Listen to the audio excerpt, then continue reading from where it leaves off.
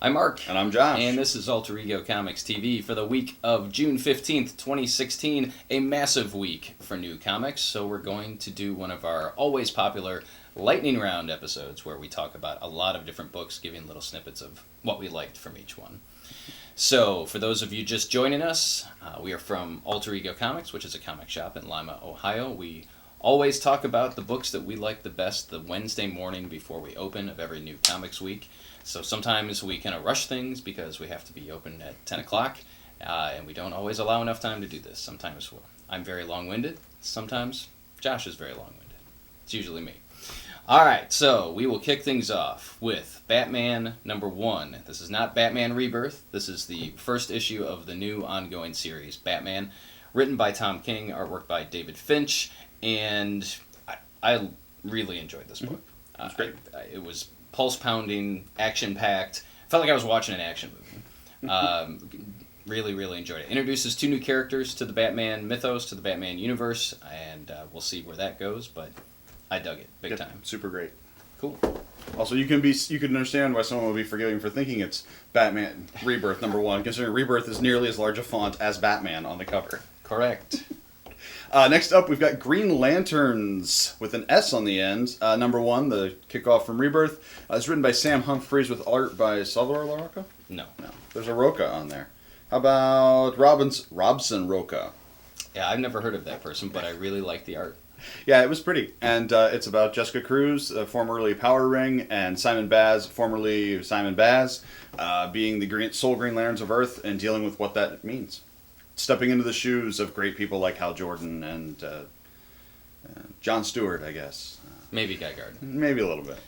I really liked it. It was Again, fun. It's kind of a buddy cop series where they don't really know each other very well. They're not really sure about each other, but they are now the Green Lanterns of Earth, and so they're struggling with that too because everybody on Earth doesn't know who they are. And they're like, where's the real Green Lantern? Good stuff. It's more like Tango and Cash Yes. than Lethal Weapon. Yeah, well, it's kind of like Lethal Weapon in the beginning. Maybe the really earlier Lethal Weapon.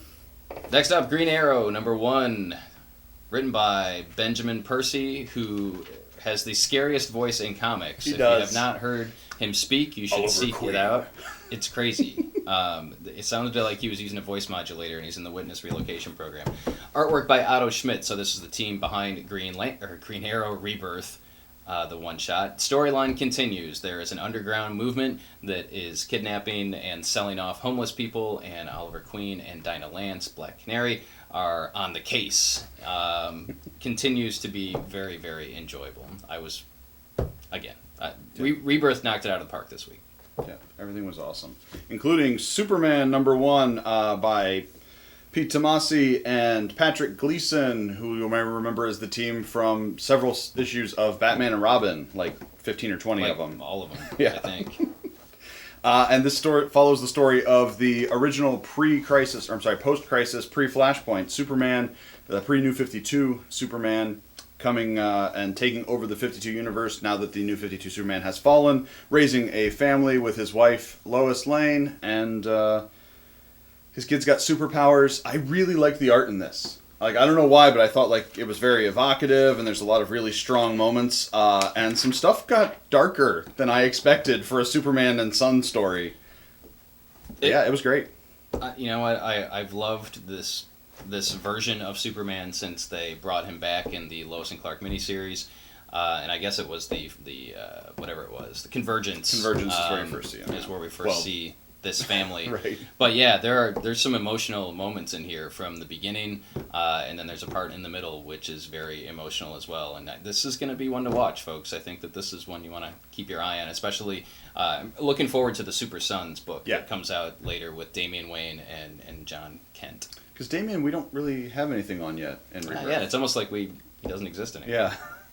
Next up in the DC Rebirth carousel is Titans Rebirth #1. Now this is a one-shot. This is not the beginning of the Titans series. This is written by Dan Abnett with artwork by Brett Booth. And if you read DC Universe Rebirth #1, if you read Flash Rebirth #1, this is your next logical step because as you can tell maybe from the cover, the main character in this is Wally West.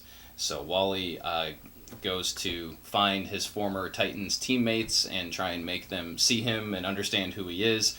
And it was just good stuff. Titans have a long history in the DC universe, and it's nice to see that history acknowledged and these people all hanging out together again. This issue reminded me of like the end of Stand By Me, but in reverse. Everybody walks off and you find out what happened to them. They're meeting and remembering their past stuff, and it was awesome. Next up this week, we've got Justice League 51, written by Dan Abnett. That guy's name sounds familiar. Hey, writer of Titans. Yeah, with art by Paul Pelletier. And this is the first Justice League issue in that numbering not written by Jeff Johns. But it's totally worth your time, especially if you are a Dick Grayson fan. You can see we've got original Robin there front and center on the cover. You might think it's Tim Drake, but it's Dick Grayson. Yeah, the costume the outfit, is a little... Yeah. But this is the story of the first time Dick Grayson met the Justice League. And it's great. It is super solid. Like, if you like Dick Grayson, it's just a fun, emotional story. League, yeah. And in a lot of ways, it's like Batman, because Batman is sort of about what one person without powers can do to save people, and this is about the same thing. Dick Grayson comparing himself to these Titans and how he fits in. Finally, from DC this week, Dark Knight Returns: The Last Crusade. This is a standalone one-shot, which is a prequel to the original Dark Knight Returns story written by Frank Miller back in the mid-1980s. This tells the story of what happens to Robin that kind of pushes Batman over the edge and into retirement in The Dark Knight Returns. This would be Jason Todd. Jason Todd, yes. So, written by Frank Miller and Brian Azzarello, artwork by John Romita Jr. I really enjoyed this. And some other dude. Peter Steigerwald is the inker. No. Yeah, so... what do I want to say about this? This reads very easily. The current series, The Dark Knight 3, The Master Race, I'm not really digging it. I'm sorry, folks. I'm just not. This, I liked. It's pretty straightforward. It's got some emotional moments. It's got action. It's got the Joker. It's got Catwoman and Poison Ivy and Killer Croc and Alfred and Robin. Lots of cool stuff. If you're a fan of the original Dark Knight Returns, this is a must-buy. Next up for me, we've got Joyride No. 3, written by Jackson Lansing with art by Colin Kelly. Nope, written by Jackson Lansing and Colin Kelly with art by Marcus Toe. This is the story of a crappy Earth where we've decided to say goodbye to the stars and built a shell around the planet, thanks Obama.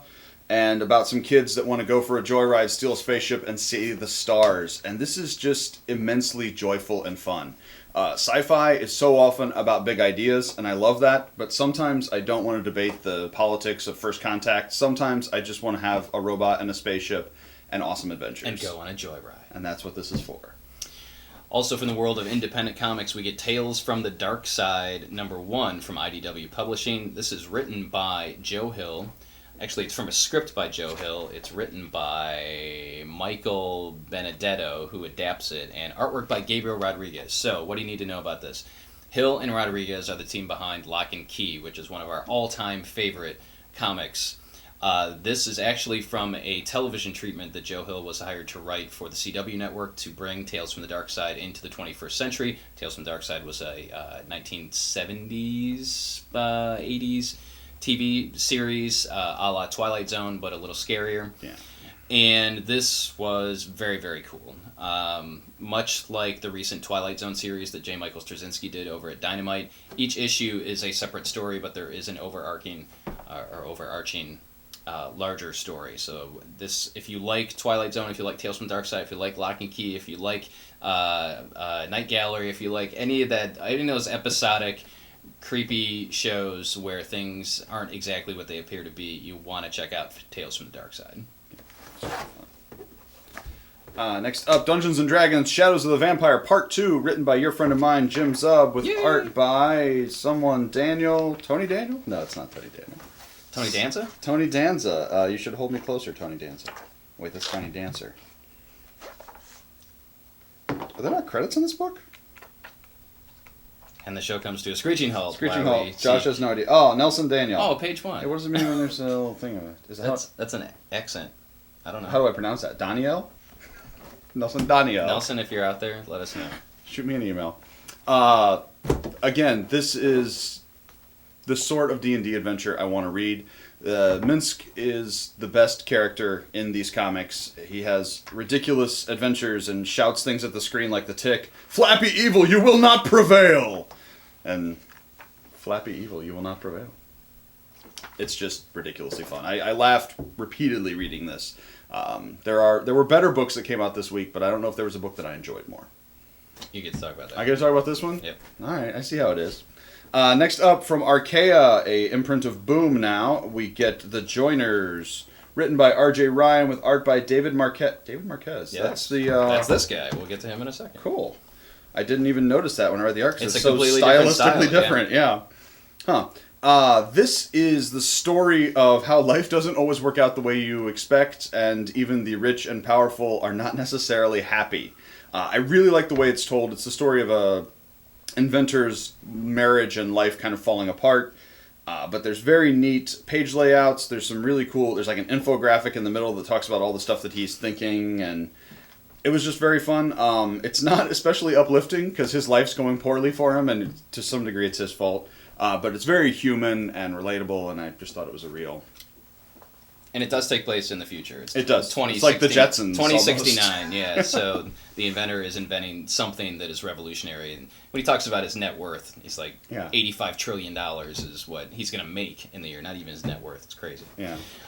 So speaking of David Marquez, Civil War 2, number 2 from Marvel, written by Brian Michael Bendis, artwork by the aforementioned David Marquez. And check out The Joiners just to look for the difference in the art style. You know, Marquez is really one of the best artists working in the business today. Well, you noticed that on Miles, too. Yeah. Well, and I was thinking back, I met Dave Marquez at San Diego Comic-Con in 2012 and got a Miles Morales Spider-Man print for my then oldest son. He has now passed it down. Oh, for my oldest son. He's still your oldest son. He's still my right? oldest son. He hasn't become... Happened? Yes, my middle child lapped him at some point. No. So the oldest passed it down to my youngest recently, so it's hanging on his bedroom wall. So every time I put him to bed, I see that picture, and I think of David Marquez. But every night. I think they had the Joiners there. There was like a 3D version of the Joiners right. That they had at San Diego Comic-Con 2012. So this is an idea that's been percolating for a while. So anyway, Civil War 2, number 2. So first off, not many of you are checking this out, and I'm not entirely sure why. Perhaps it's the DC Rebirth that's sucking all of your money away. I don't know. It's not just us. It's nationwide. Most stores are selling about half of what they sold on Secret Wars number 1. I know we are, and again, I've talked to a lot of different stores and looked at the numbers. It's a good book. Mm-hmm. Serious stuff happens in issue number 1, which we talked about a couple weeks ago. Issue number 2 picks up right where that left off, and they're promoting issue number 3 as another major turning point in the Marvel Universe. So Marvel fans, you want to definitely check out Civil War. Again, this is all over a new Inhuman named Ulysses, and we're going to see him popping up all over the place, I think, in these tie-ins, as we did last week with Civil War 2 Amazing Spider-Man. Tony kidnaps Ulysses and wants to find out what makes him tick, and it's only been a couple weeks. I don't know if I can spoil what happened, but this is a very meaningful issue for Tony. I dug it. Marquez's artwork is amazing. Follow him on Twitter. He keeps posting pencils from the issues. Now he actually does all this stuff digitally, so he's posting the digital drawings, and they're just great. Good stuff. And the end of the issue, especially, I think that is the turning point. That's when we start to see what it's actually about. Yeah. Because at this point, it's philosophical, but something brings it to a head. Real. Or at least it looks like it's going to bring it to a head. It got real last issue, but... It gets real enough that they can sing Magic Carpet Ride from Aladdin on the cover. Not Magic Carpet Ride. A magic carpet... A whole new world. Magic Carpet Ride's by Steppenwolf. So. The lyrics in there. A Magic Carpet Ride. Next up, Astonishing AntMan, number 9, continues to be hilarious and fun, and this was maybe the most compact and fun so far. Cassie's in trouble. Scott has to put together a criminal team and pull a heist to save her, and it goes exactly as poorly and as hilariously as you would expect. And that's why it looks like Ocean's 11 or Ocean's 13. Did you read it? No, I didn't. Okay. There's actually a point in here where they walk in the hallway and it says, cue Ocean's 11 soundtrack. I need to go back and check this out in trade or whatever. I've read several issues and really like them. It just fell off my radar for one reason or another. Astonishing AntMan is consistently, month in, month out, one of the best books that Marvel is publishing. All right, shifting gears over into the world of Star Wars, we have a new Star Wars miniseries starting this week, Han Solo #1, written by Marjorie Liu, artwork by Mark Brooks. This was awesome. It was. Mark Brooks, we're talking about the art here for a second, but Mark Brooks is primarily known for doing covers. He did covers for some of the other Star Wars books that I'm drawing a blank on, but much like Adam Hughes or Alex Ross, he rarely does interiors. Well, he's doing it this time, and he knocks it out of the ballpark. Everybody looks the way they're supposed to. The artwork is amazing. Liu's writing is top-notch. This is about Han Solo being drafted. This takes place after A New Hope, shortly after New Hope, but before The Empire Strikes Back.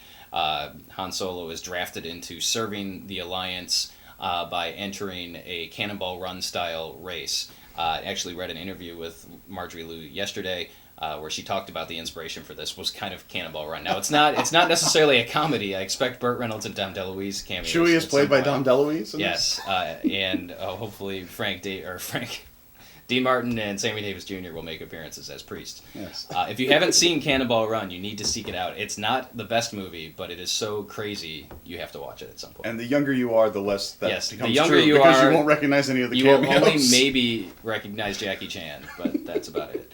Han Solo exceeded my expectations. Then from Star Wars by Jason Aaron and Peter Mayhew. No. Not Peter Mayhew, Mike Mayhew. Yes. Peter Mayhew plays Chewbacca. Mm-hmm. There's a Wookiee on the cover. I was close. This is another of the Journal of Obi-Wan Kenobi stories that we get, just a completely self-contained one-off about what Obi-Wan was doing for 20 years in the desert, and it was awesome. Every one of them has been great. This week, folks, I'm having a hard time picking the book I like the most this week, because we wouldn't be talking about these if we didn't like them. We only talk about stuff that we like. So we liked all of these books this week. This might be my pick of the week. Star Wars might be my pick of the week. Just the artwork is amazing. The story is great. The dialogue. I think Jason Aaron really has these standalone Obi-Wan journal stories down now that we've done 3 or 4 of them, or we've seen 3 or 4 of them. Really, really good. Finally, this week, we have Vote Loki #1, written by Christopher Hastings, artwork by Langdon Foss. This is a very timely Marvel entering the political arena story, where Loki basically watches the circus that is our current political situation regarding the president and says, what the hell, I'm going to throw my hat in the ring. So you have the King of Lies showing up alongside the King and Queen of Lies as everybody runs for president. And our viewpoint comes from a woman who was a little girl during what appeared to be kind of sort of the Chitauri invasion of New York. The costumes don't fit, but I think that's kind of what they were alluding to. Certain parts of New York get destroyed, and this main character is, as I said, a young girl who's basically got it in for Loki because he destroyed her neighborhood, and then a corrupt politician didn't spend the money to rebuild her neighborhood, so she becomes a journalist, and now she's following Loki's entrance into the political arena. Is that it? Yes. Sorry, Loki's interest made me giggle. It was fun. It was good. It was timely. Yeah. If you're looking for a book that kind of is a reflection of our current society, set within the Marvel Universe, and maybe getting some Marvel cameos, on the last page we get somebody that shows up that has a lot of knowledge of Loki. I mean, if you like stuff like, Primary Colors or Wag the Dog, kind of a cynical view of politics in America, this is in that same vein. Yeah. And it's fun. It was fun. Absolutely. We made ourselves sad talking about politics. Yeah, we ended on a downer. The energy went down. Ended on Star Wars #20, because that was a high point. So lots of awesome stuff this week, and there's even more. I mean, we focused mostly on new #1s. We got a great graphic novel by Paul Dini? No, Bruce Timm. No, it's Paul Dini. Is it Paul Dini? Yes. Yeah. Called Dark Knight, which is a true story of how he recovered from critical injuries and how it messed with him. A mugging. Basically, Paul Dini was mugged at one point. He looks pretty beat up in the picture. Yeah, and how his love of Batman comics kind of got him through, and working on the animated series. Yeah. Very, very interesting. Published under the Vertigo imprint, so it is kind of obviously darker material. Right. Also, Neil Gaiman has a How to Talk to Girls at Parties. How to Talk to Girls at Parties is out this week. It's a comic book adaptation of a short story with the Gabriel Ba and Fabio Moon. Is it both of them, or is it It's just both one? of them. Or they're both on the cover. Or the Okay. names are. Yeah, I haven't had a chance to read it yet, but I'm looking forward to it. All kinds of awesome stuff this week. Head on out to your local comic shop. If you're local, come see us. We are here to serve you.